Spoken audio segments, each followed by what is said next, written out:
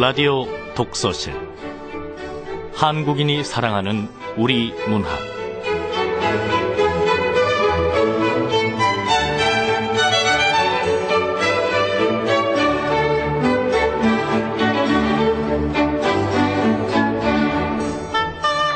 안녕하세요. 아나운서 김경란입니다.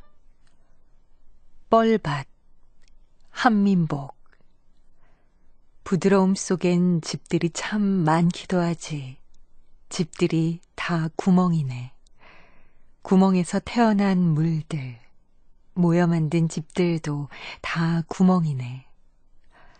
딱딱한 모시족의 구멍 옆, 개구멍, 낙지구멍, 갯지렁이 구멍, 그 옆에도 또 구멍, 구멍, 구멍. 딱딱한 놈들도 부드러운 놈들도 제 몸보다 높은 곳에 집을 지은 놈 하나 없네. 네, 한민복 시인의 뻘밭입니다.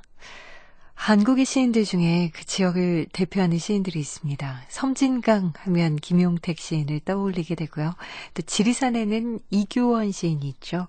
경기도 강화 하면 한민복 시인을 꼽는 사람이 많습니다. 이 한민복 시인의 고향은 강화가 아니지만 오랫동안 강화에서 살아왔고 또 지금도 강화에서 살고 있기 때문입니다.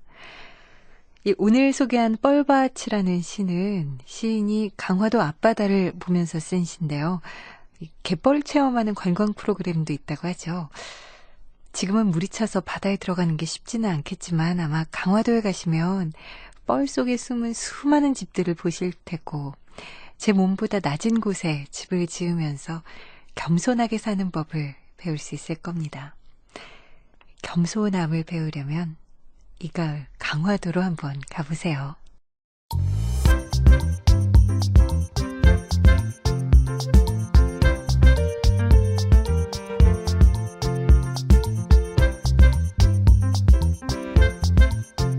소리로 만나는 책 라디오 독서실.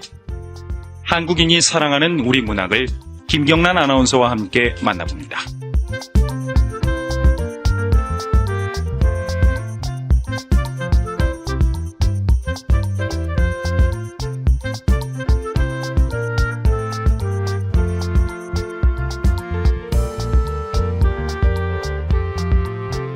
KBS 라디오 독서실 한국인이 사랑하는 우리 문학. 오늘 함께할 작품은 천운영 작가의 눈보라콘입니다. 지난주부터 소설 속 여행지를 소개해드리고 있는데요. 오늘 여행하실 장소는 바로 우리나라 제2의 도시 부산입니다. 부산은 소설뿐 아니라 영화의 배경이 되기도 한 지역인데요. 천운영 작가의 눈보라콘의 주 무대는 부산시 영도구 신선동입니다. 신선이 살았다고 해서 이름 붙여진 신선동. 이 지역이 소설 속에서는 어떻게 등장하는지 지금부터 함께 해보세요. 자, 천운영 작가는 2000년에 동아일보 신춘문예의 단편 바늘이 당선되면서 작품 활동을 시작했죠. 소설집으로 바늘, 명랑, 또 장편소설로 잘 가라 서커스가 있고요. 신동엽 창작상, 올해의 예술상 등을 수상했습니다. KBS 라디오 독서실 한국인이 사랑하는 우리 문학 천운영 작가의 눈보라콘 지금부터 함께 하시죠.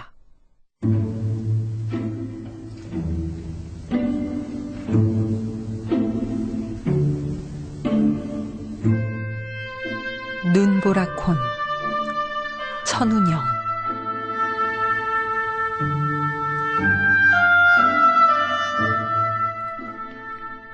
어머니가 운다. 잔교를 건너 남항동 철공단지를 나와 신선국민학교 높은 담을 따라 지금 집으로 오고 있다. 부산시 영도구 신선동. 신선이 살았다고 믿기에는 너무 낡고 더러운 곳이다.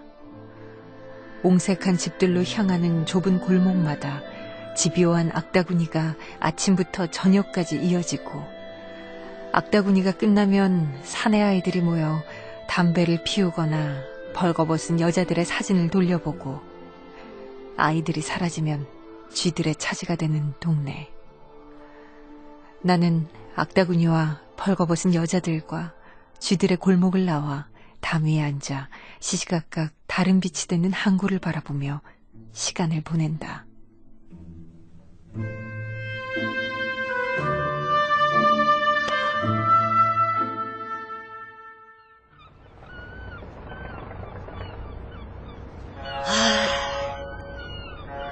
오늘은 큰 배가 2척이나 있네.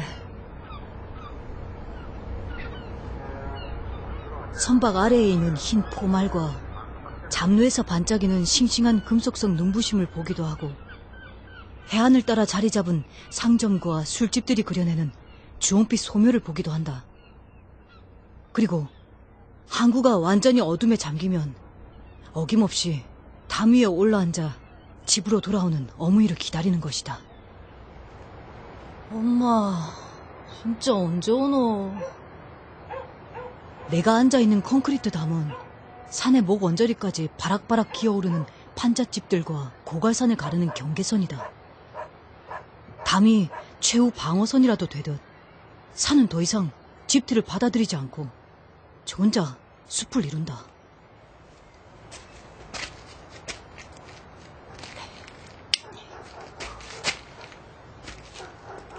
손을 뻗어 보안등 스위치를 올린다.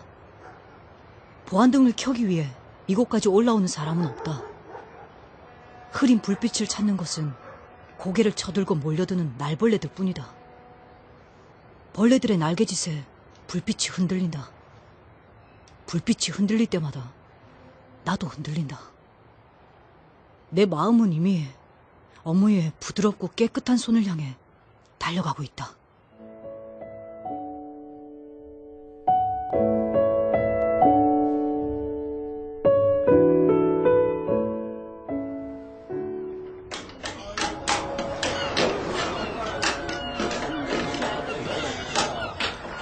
어머니는 망치를 들고 선박에 녹 떼어내는 일을 하지만 아직까지 싱싱하고 부드러운 손을 갖고 있다. 그건 어머니가 녹을 이해하고 있기 때문이다. 녹은 얼음하고 똑같아. 엄마, 녹하고 얼음이 어째 같노? 같아. 녹을 이해하는 건 얼음을 이해하는 것과 똑같은 거야. 한번 볼래? 자, 곡괭이를 꽂으면 말이야. 짠! 얼음 갈라지는 소리가 나잖아. 뭐 그런 것도 같고.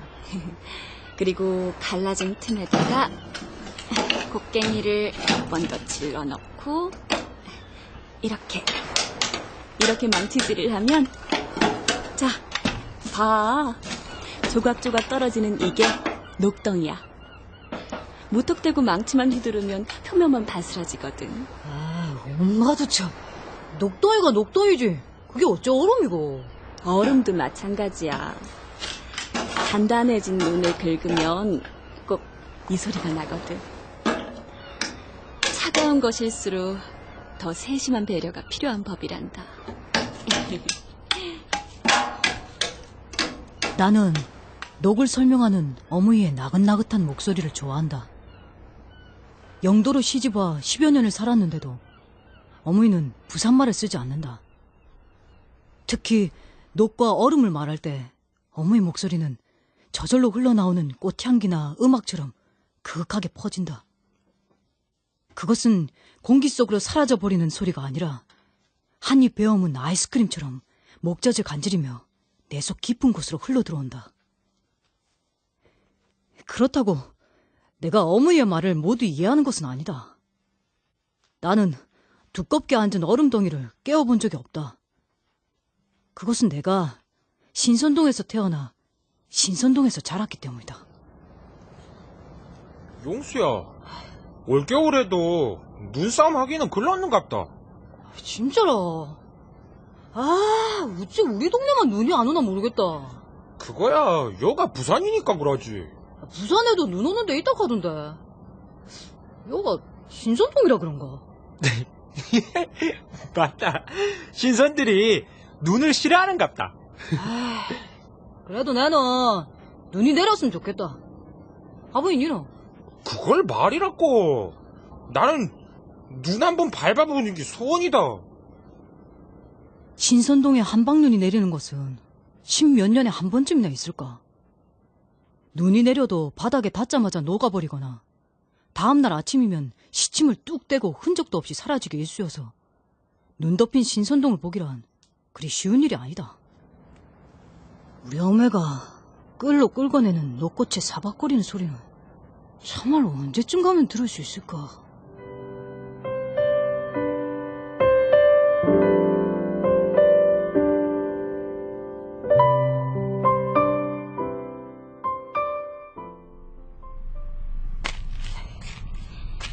어매는 아마 삼복도로 횡단보도 앞에서 우리 저녁 반찬 사고 있을 기다.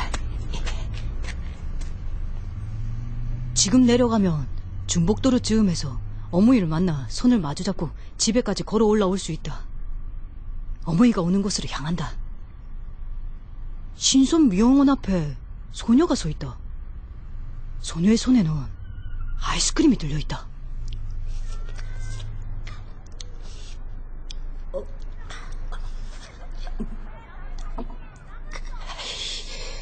점집 가시나? 맛있겠다. 사람들은 소녀를 점집아라 부른다. 초등학교 때 같은 반인 적도 있지만 말은 해보지 못했다. 어깨 위에 동자보살을 얹고 영도다리 밑에서 점집을 하는 어머니 때문에 아들은 소녀와 친구가 되려고 하지 않았다. 소녀가 아이스크림을 베어문다. 에이, 저 가시나 일부러 내 약 올리라 저런가 보네. 녹은 아이스크림이 발뚝을 타고 흘러내리는데 소녀는 혀끝을 살짝살짝 대기만 할 뿐 서두르지 않는다. 오히려 그걸 보는 내가 안타까이 아이스크림을 훔쳐보며 침을 삼키게 되는 것이다. 밖에 침을 삼켜도 혀 아래에서 자꾸 침이 솟아오른다. 소녀의 손에 들린 것은 브라보콘이다. 언제부턴가 나는 브라보콘을 운명적으로 받아들이기 시작했다. 브라보콘은 내가 태어난 1970년 4월에 출시됐다. 우리나라 최초의 현대적인 아이스크림과 나이가 같다는 사실만으로도 브라보콘을 운명적으로 여기는 것이 당연하게 느껴졌다. 용순이 요즘 뭐하노? 점집 가시나 보고 있나? 아니다, 아붕아. 에이, 맞구만. 아유, 어머니한테 가는 길이다. 야, 점집 가시나 저거. 브라보콘 묻고 있다. 그자. 브라보콘은 진짜로 이름 좋다. 뭐라카노? 이름이 좋다고. 하도 이름이 거기서 거기지. 아니다. 아봉이 니도 내 따라 한번 해봐라. 브라보콘. 브라보콘. 어떠노? 부 하면서 입술을 막 부딪혀갖고 공기를 탁 밀어내다가 코 날 때 입천장에 혀를 딱 붙이게 되지. 그게 뭐? 그러면 이상하게 향긋하고 발랄한 게 입안에 막 고인대. 용순이 하도 먹고 싶은 각제. 별소리 다 한다. 아니다, 진짜다. 내한테는 운명적인 이름이기라. 시끄럽다구만. 용순이 어머니한테 가득했지. 나 그만 집에 갈란다. 내일 보재. 그래, 내일 보자. 내 이름은 용수다. 표용수. 발음하기도 어렵거니와 브라보콘처럼 명쾌하지도 매혹적이지도 않은 시시한 이름이다. 내 이름을 지은 아버지는 이발소에서 바닥을 쓸거나 머리를 감겨주는 보조 이발사였다. 3, 4분이면 꼬마 녀석들의 머리를 깎아내는 이발사 밑에서 잔일이나 하던 아버지의 꿈이 이발사인 것은 당연한 일이었다. 그런 아버지가 5평까지 빌려와 바리깡을 손에 든 채 만들어낸 이름이 바로 용수였다. 얼굴 용, 지킬 수. 얼굴을 지킨다. 이게 얼마나 좋노? 아버지에게 그보다 더 좋은 이름이 있었을까? 아버지는 내가 태어난 지 이틀 만에 교통사고로 세상을 떠났다. 용수라는 이름에 아버지의 꿈이 주술처럼 남아 내 삶을 강요하지는 않을까 두려워지곤 한다. 그러나 나는 이발사가 되거나 얼굴을 지키는 그 어떤 일도 하지 않을 것이다. 죽은 아버지나 이름이 나를 구속할 수는 없는 일이다. 오직 브라보콘만이 내 운명에 관여할 수 있는 존재였다. 내가 브라보콘에 빠져든 것은 이름 때문만은 아니다. 근데 점집 가시나는 와 최고의 아이스크림을 들고만 서 있노. 아이씨, 뺏어 먹고 싶다.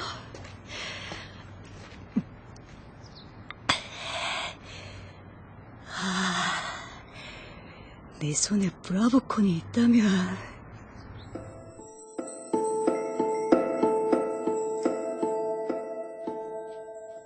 전체를 휘어잡게 만든 원뿔형의 브라보콘은 냉정한 육체를 가졌다. 그러나 내가 손에 쥐는 순간 그 차가운 몸뚱이는 뜨거운 잔상을 남기며 맹렬히 안겨온다. 표면에 생긴 물방울이 손금 사이사이로 스며들면 다른 손바닥에도 슬그머니 땀이 찬다. 비밀의 문을 열듯 조심스럽게 옷을 벗겨낸다. 도들새김이 되어 있는 콘의 표면은 소름이 살짝 돋은 발가벗은 여자의 몸처럼 안쓰럽기까지 하다. 아이스크림의 질감을 훼손하지 않을 정도로 바삭바삭하면서 촉촉한 그 어떤 콘도 따라올 수 없는 아슬아슬한 균형 감각. 나는 브라보콘 맨살을 아주 세심히 쓰다듬는다.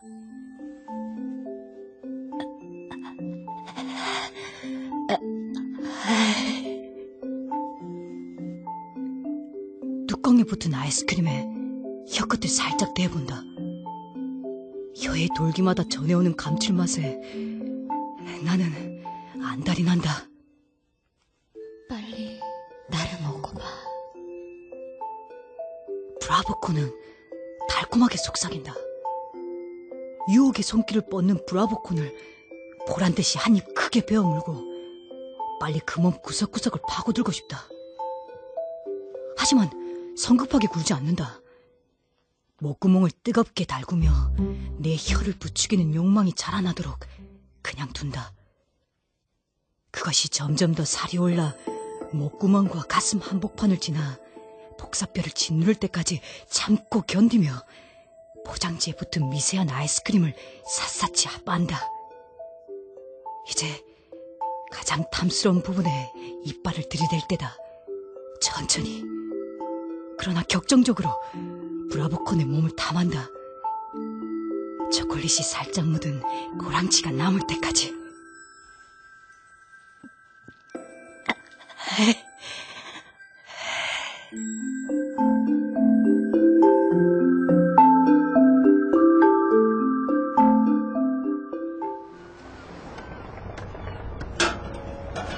항구는 쇠 두드리는 소리와 벌건 쇠똥으로 가득 차 있다.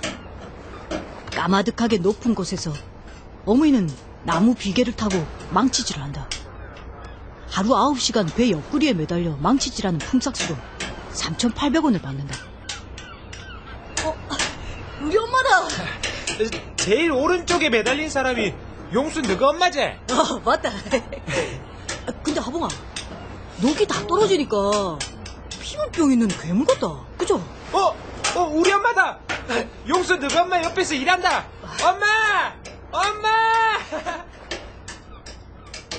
하봉은 고개를 바짝 쳐든 채 손나발을 하고 엄마를 부르고 있다. 하봉의 목소리는 망치질 소리에 묻히고 만다. 어머니들은 해가 질 때까지 배에서 내려오지 않는다.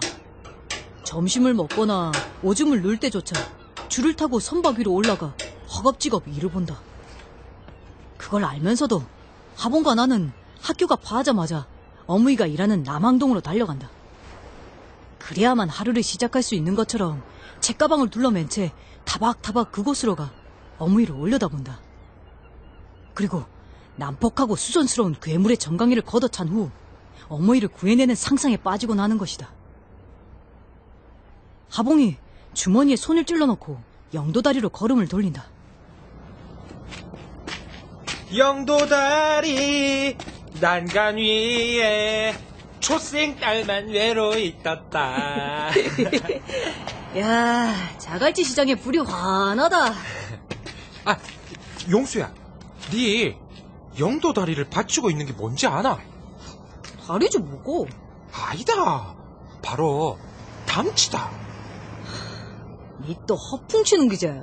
아니다, 참말이다. 담치가 영도 다리를 받치고 있다.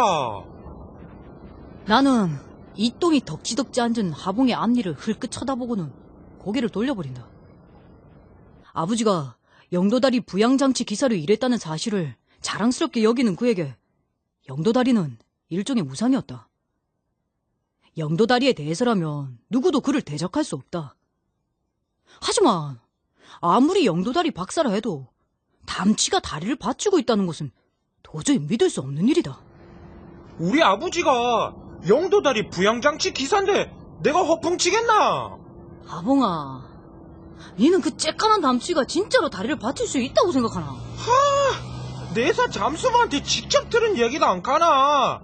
잠수부가 안전검사 한다고 호스기관 들어갔나? 근데 다리 기둥 가운데 틈이 보인기라. 다리 기둥의 틈? 하모, 그 틈에다가 눈구녕을 대고 자세히 이렇게 들여다보니까 이 시커먼 게 뭔가 박혀있더라 카대. 그게 바로 팔뚝만한 담치라 안 가나? 니 발등만한 담치 봤나? 아봉이 니는 와 맨날 이상한 소리만 쭉 갖고 다니노? 내가 언제? 지가 워낙 이상한 소리만 하니까 아들이 싫어하는 거 아이가? 거짓말 아니라 카했겠네. 내도 처음엔 안 믿었다. 근데 아는 사람은 다 아는 얘기라 카더라. 처음에는 어떻게 담치를 빼볼까도 했는데 그랬다가는 다리가 무너지게 안 생긴나. 그래서 새끼 치고 살라고 내버려 뒀다 아이가. 진짜다. 고마해라. 대교다리 지은 거 보면 모르겠나. 담치가 죽었구만. 다리 무너질까봐 그래서 대교다리 지은 거라 이 말이다. 영도다리도 곧 없어진다는 카드나. 하봉의 목소리는 단호하다. 더 이상 하봉과 얘기하고 싶지 않다. 진짜로 영도다리 밑에 커다란 담치가 살고 있나? 그럼 내가 밟고 있는 게 콘크리트가 아니고 검은 담치가? 어선 한 척이 영도다리를 빠져나와 자갈치 시장 선착장으로 향하고 있다. 고마 가자. 영도다리 난간 위에 초생 딸만 외로이 떴다.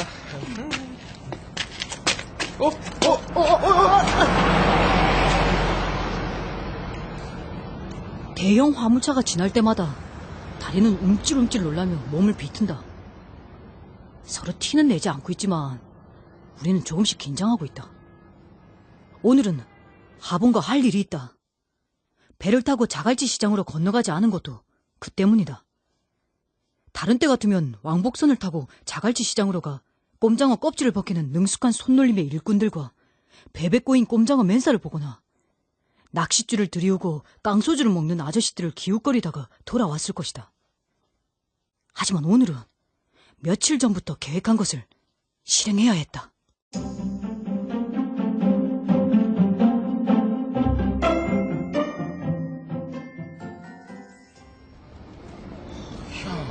사람들 참말로 많다.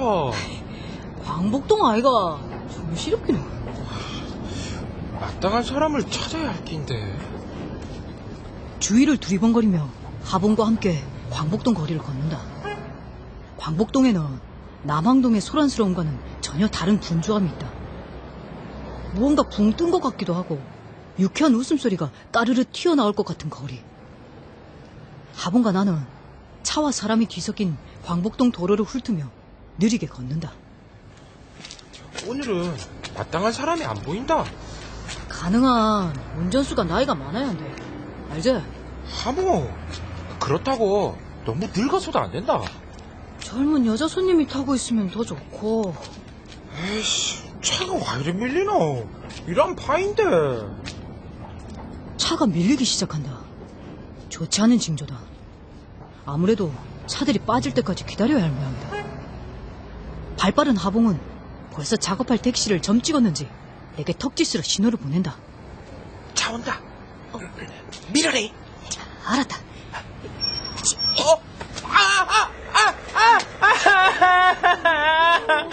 내 발, 발이 아파, 얘. 어디다 죽이고 있냐? 내 발. 아유, 야, 너. 많이 다친다, 많이. 앞머리가 벗겨진 늙은 운전사의 얼굴은 파랗게 질려있다. 모든 것이 순식간에 일어난 일이다. 선박 밑에서 엄마를 부르듯 엄마를 외치며 우는 하봉의 연기는 정말 대단하다. 발을 움켜쥔 채 눈물 콧물을 짜내는 모습이 진짜 발을 다친 게 아닐까 싶을 정도다. 그러나 나는 하봉의 발이 괜찮다는 것을 안다. 하봉은 일부러 앞창이 긴 형 신발을 신고 왔다. 차 바퀴가 발등을 올라탄 것이 아니라 단지 신발 뿌리만 밟았다는 사실을 운전사나 구경꾼들은 모르고 있다. 병원에서 사진을 찍는 동안 나는 기다린다. 진짜 개왔나? 입원해야 되는 거 아이가? 괜찮습니다. 입원비 대신 과자 사 먹고로 좀만. 알았다. 줘야지. 자, 준다. 자, 여기 있다. 예, 고맙습니다. 그러고, 이거는 내 전화번호다. 뭔 일 있으면 연락해라. 예.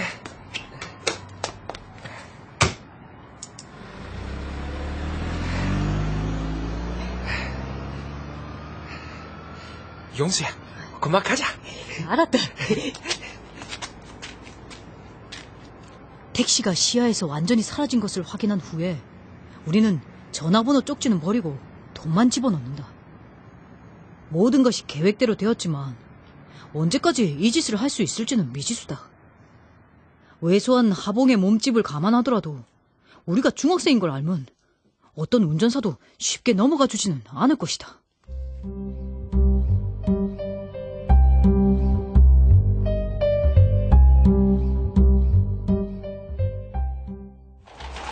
아니면 나이키 스니커 좀 있어. 돈부터 내거라. 여기 있습니다. 용수 니는 샤프 펜슬 산다 했지? 아, 내가 점 찍어놓은 거 있다. 아줌마요. 응. 여기 그거 흔들기만 하면 심이 나오는 신형 샤프 모델 좀 있어. 아이고, 알았다. 여기 있네. 아, 그 우리 하저도 하나씩 사 먹자. 어. 나는 폴라포. 난 눈보라코. 아니면 눈보라콘하고 폴라포 돈입니다. 아유, 그래. 그 냉장고에서 꺼내가거라. 눈보라코는 내게 보라보콘의 달콤함과 하얗게 휘몰아치는 눈보라를 동시에 맛보게 해준다. 그리고 어머니의 녹고 긁는 소리도 듣는다. 사박사박. 하봉은 벌써 폴라포를 다 먹어간다. 하봉에게 아이스크림은 중요하지 않다. 하봉을 붙들고 있는 것은 오직 나이키 스티커뿐이다. 하봉은 필통이나 도시락, 가방, 공책에까지도 나이키를 그려넣는다. 아무리 가짜라고 놀려도 개의치 않고 꾸준히 그려대는 하봉의 모습은 신념에 찬 선지자로 보일 정도다. 야, 봐라. 진짜랑 똑같지? 이게 왜 똑같노? 니 눈도 없나? 그래도 나이키 아이가 아무것도 없는 것보다 안 낫나? 역시 또또 문방구에서 파는 게 진짜랑 제일 똑같다. 맞지? 하봉아, 진짜 나이키는 이렇게 안 얇다. 아, 그 틈머리는 또 너무 올라온 거 아이가? 아이, 막 파이다. 용순이 진짜 나이키 있나? 있지도 않으면서 네가 왜 그리 잘하노? 어쨌든 이렇게는 안 생겼다. 뭐 어차피 작아갖고 뭘 그러노? 그러면 니는 왈짜가 눈보라콘을 먹노? 먹으려면 브라보콘을 먹어야지. 눈보라코는 브라보콘하고 똑같다. 니도 먹어보면 알 거 아이가? 이게 뭘 한다고 자꾸 물한 눈을 부달려. 친구끼리 와 그러노? 눈을 부릅뜨고 윽박질러서 하봉의 입은 막았지만 찜찜한 기분은 어쩔 수 없다. 하봉의 말도 틀리지는 않다. 아무리 눈보라콘이 브라보콘과 비슷하게 생겼어도 브라보콘을 따라갈 수는 없다. 서걱거리는 아이스크림의 질감하며 허여멀건 콘 과자 색깔부터가 다르다. 정확하게 흉내낸 혜태 상표나 빨간색 하트 모양도 브라보콘보다 어둡게 인쇄돼 있다. 초콜릿도 들어있지 않은 아이스크림이 어찌 브라보콘이라 할 수 있겠는가? 그래도 내는 눈보라콘이 좋다. 눈보라콘 속에는 브라보콘을 향한 욕망과 열망이 들어있다. 눈보라콘은 나처럼 브라보콘을 숭배하고 있는 것이다. 눈보라콘이 브라보콘의 대형물밖에 될 수 없겠지만 그래도 눈보라콘에는 다른 가짜들과는 구분되는 무언가가 분명히 존재한다. 나는 눈보라콘에게 동지애까지 느낀다. 하본과 나는 동시에 발걸음을 멈췄다. 눈보라콘을 먹느라 나이키 스티커를 들여다보느라 복천사까지 와버린 것이다.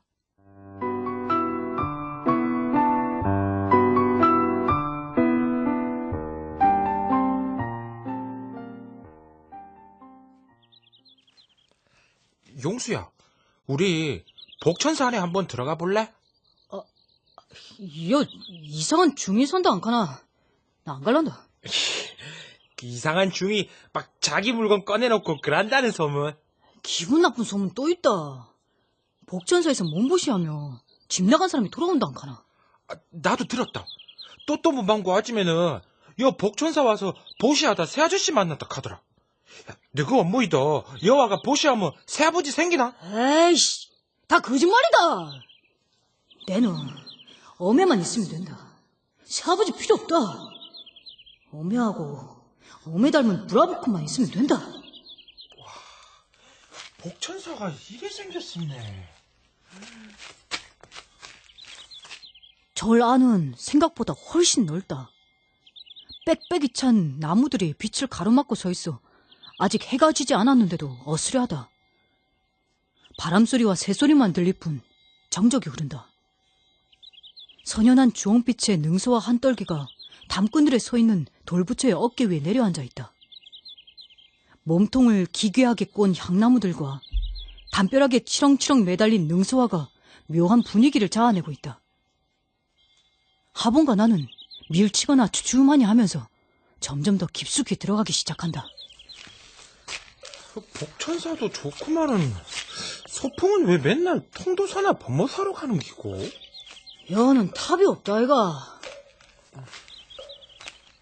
소풍 때 통도사나 범어사에서 보았던 탑이나 법꽃 따위는 찾아볼 수 없다. 울창한 나무와 작은 법당이 하나 있을 뿐이다. 법당의 문은 잠긴 채고 움직임을 느낄 수 있는 그 무엇도 없다.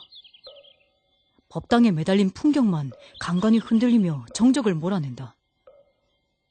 법당 뒤로 돌아 눈을 부라린 괴물들의 그림을 훑어보고 다시 돌부처를 마주할 때까지 산 것의 흔적은 보이지 않았다. 잘 가꾸어진 정원수가 아니라면 이미 오래전에 버려진 것이라 여겨질 정도였다. 누가 먼저랄 것도 없이 하본과 나는 풀어헤쳐진 능수와 줄기에서 꽃을 따기 시작한다. 꽃이 왜 이리 예쁘노? 와 그러나 용수야. 내가 본 것은 흰 고무신이었다. 흰 고무신 위에 드러난 두툼한 발등과 그 위를 가로지르는 힘줄. 서서히 고개를 들자 품이 넓은 승복 바지에 메리아스만 입은 남자가 눈에 들어왔다.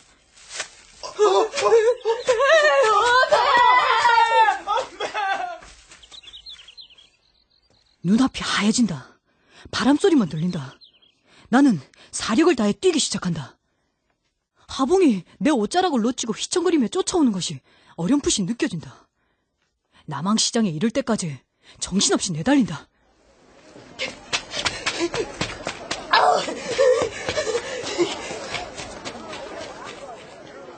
돼지국밥집을 지나 어묵 튀기는 후끈한 기름솥을 스쳐 지나 남한 캬바레 앞까지 뒤도 안 돌아보고 무작정 뛰기만 한다. 도둑질을 하다가 들켰을 때보다 훨씬 숨막히고 긴 도주였다. 언제 떨어졌는지 하봉도 보이지 않는다. 집에 도착했어야 그때까지 내가 손을 꽉 쥐고 있었음을 알았다. 손을 편다. 손바닥에는 능서와 한 송이가 처참히 짓뭉개져 있다. 비릿한 냄새가 난다.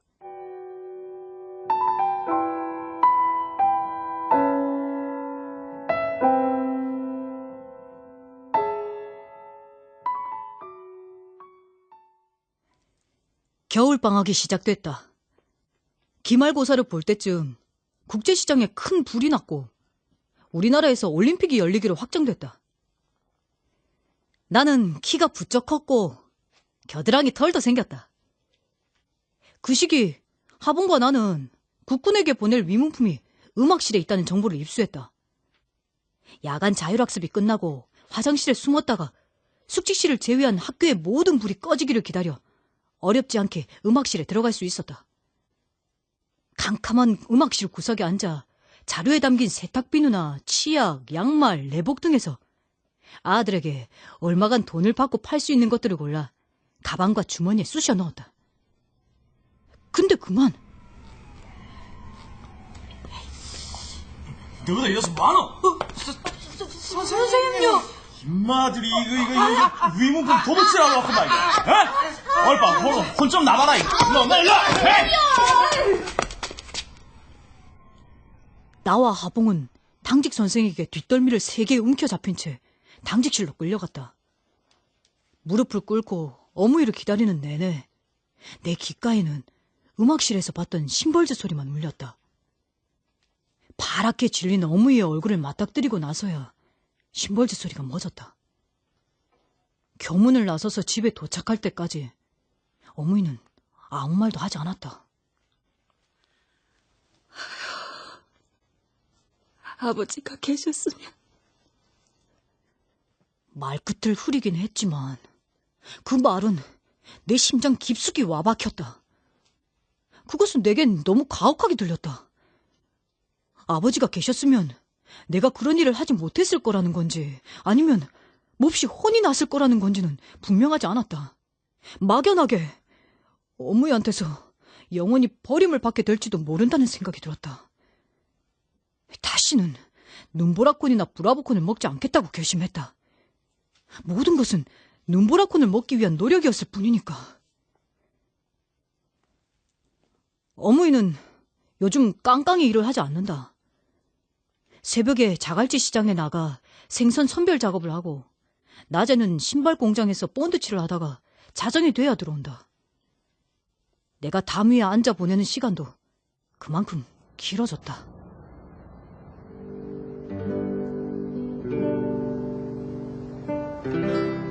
바람이 새어질수록 밤 항구의 불빛은 더욱 선명해진다. 수많은 방들이 따뜻한 불빛을 올리는 신선동도 아름다워질 것이다. 광복교회에 매달린 크리스마스 트리처럼 반짝이며 하늘로 솟아오르는 불빛들. 눈이라도 왔으면 좋겠다. 흰 눈이 신선동을 덮으면 어머니 마음도 풀어질까.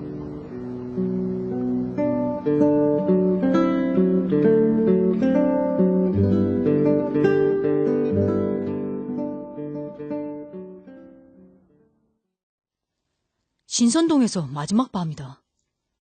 저녁 나절에 꾸린 짐이 머리맡에 놓여있다.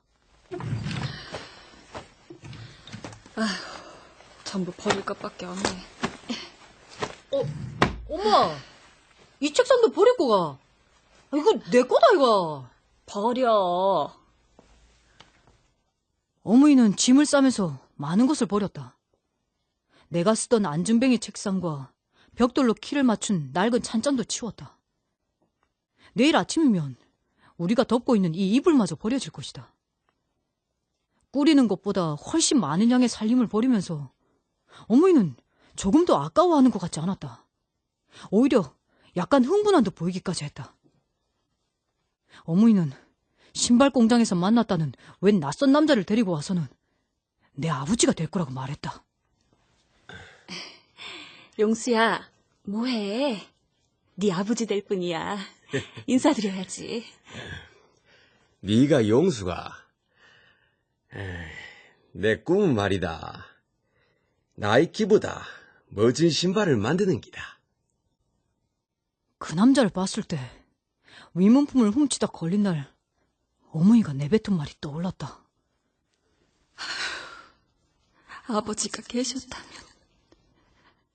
내가 만약 그날 음악실에 들어가지 않았다면 어머니가 아버지라는 사람을 데리고 오는 일은 일어나지 않았을까? 나는 복천사를 의심했다.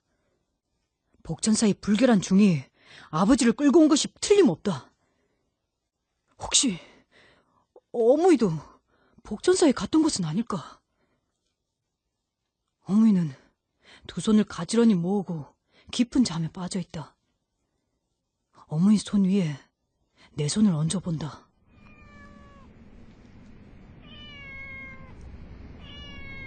어디선가 고양이 울음소리가 담을 넘어온다. 어머니에게서 몸을 빼고 방을 나온다. 나는 복천사로 향하고 있다.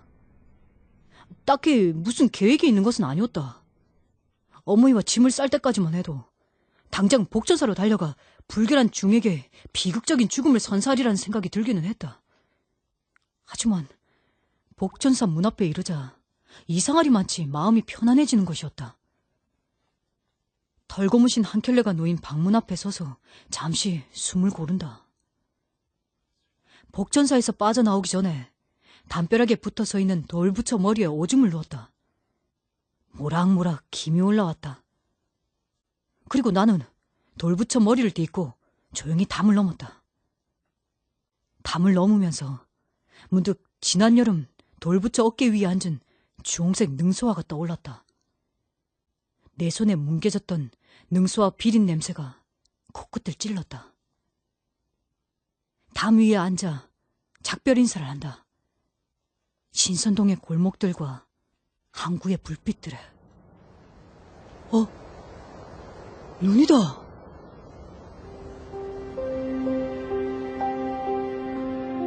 올따구니에 무언가 차고 축축한 것이 와닿는다. 눈이다. 조금씩 흩날리는가 싶더니 어느새 커다란 눈송이가 되어 떨어지기 시작한다. 고개를 들고 눈이 오는 환한 하늘을 올려다본다. 혀를 내밀어 눈을 받는다. 향긋한 냄새와 함께 눈보라콘의 단맛이 느껴진다. 혀끝이 따스하다. 눈보라콘 속에서 나는 늘 행복하다.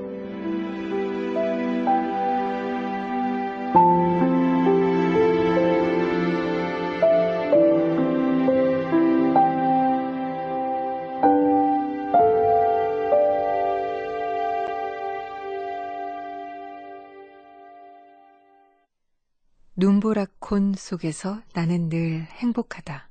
눈보라콘 함께 하셨습니다. 천은영 작가 지금 제 옆에 나와 계십니다. 어서 오세요. 네, 안녕하세요. 네, 반갑습니다. 네. 자, 근데 저희가요, 사실 제일 먼저 확인을 해보고 싶었던 게 이력을 보면 태어난 건 서울로 돼 있으세요. 네. 근데 부산에서 사신 건가요? 어떤 시기를 부산에서 보냈죠. 근데 여기서처럼 그 어린 시절은 물론 서울 근방에 있었고요. 네. 어느 시기를 이 부산 신선동에서 지냈어요. 아, 네. 직접 신선동에서 사셨군요. 예.